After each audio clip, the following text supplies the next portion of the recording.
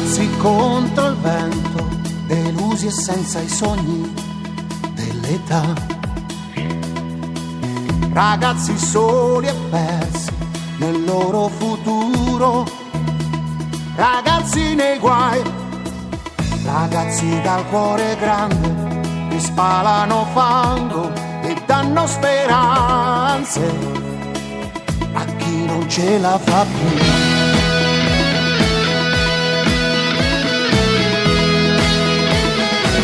Ragazzi soli come le vele senza il vento in alto mare. Ragazzi messi al muro dall'indifferenza. Ragazzi uniti da Facebook, a volte impulsivi, col viso senza più sorrisi, con un profilo virtuale. Così va via la realtà.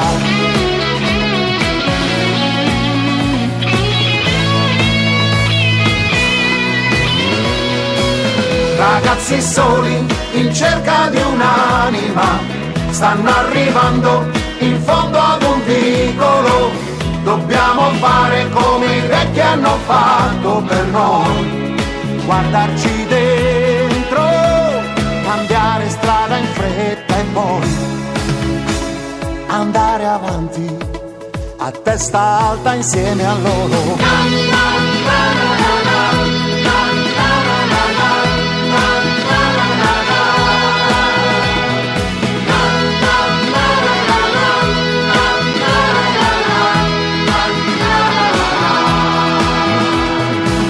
Ragazzi laureati fuori dall'Italia, apprezzati. E come non capirli se sono indignati. Ragazzi parcheggiati nel buio da troppe promesse mancate, stretti nello stesso disagio a inseguire qua e là la fortuna.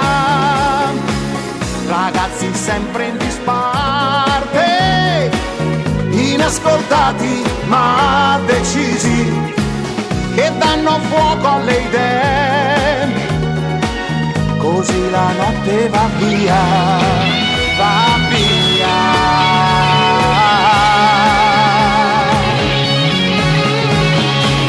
Ragazzi soli in mezzo ad un vicolo, bisogna fare presto perché ora tocca a noi, se non vogliamo che ci venga poi detto così.